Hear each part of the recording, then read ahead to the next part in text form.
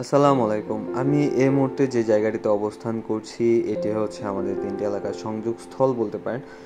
কারণ এক পাশে চলে গেছে আমাদের হৈবতনগর ফিশারি রোড, যাই হোক। আরেক পাশে চলে গেছে হচ্ছে পৌরসভার মোড়, আরেক পাশে চলে গেছে আক্রাবাজার বা নৌকা রোড বলতে পারেন। এই ড্রেনটি নির্মাণ করা হয়েছিল প্রায় ৭ থেকে ৮ বছর আগে। যখন এই ড্রেনটি নির্মাণ কাজ শুরু হয়েছিল তখন কথা ছিল যে এদিক দিয়ে রাস্তা হবে, যার কারণে ড্রেন করা হয়েছিল। ড্রেনের উপর স্ল্যাব দেওয়া হবে, প্লাস হচ্ছে একটু প্রশস্ত করে এখানে রাস্তা করা হবে। কিন্তু কাজের কাজ কিছু হয়নি। তারা দুই পাশে দুটা পিলার করে চলে গেছে, উপরে স্ল্যাবটা পর্যন্ত দেয়নি।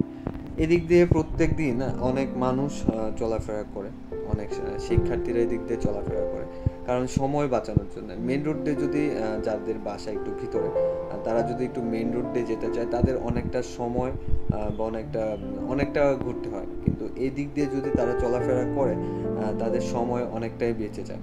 যার কারণে এই রুটটি খুবই গুরুত্বপূর্ণ বলতে পারেন।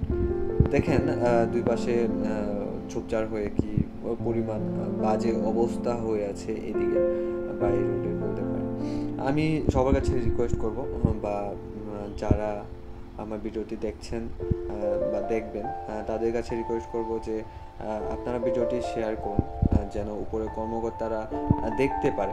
কারণ হচ্ছে যে এদিক দিয়ে রাতের বেলা চলাফেরা করা অনেক রিস্ক, দিনের বেলায় রিস্ক। কারণ হচ্ছে যে কোনো সময় যদি পড়ে যায় বা দুর্ঘটনা ঘটে, হাত পা ভাঙা ছাড়া উপায় নেই, অবশ্যই হাত পা ভাঙবেই।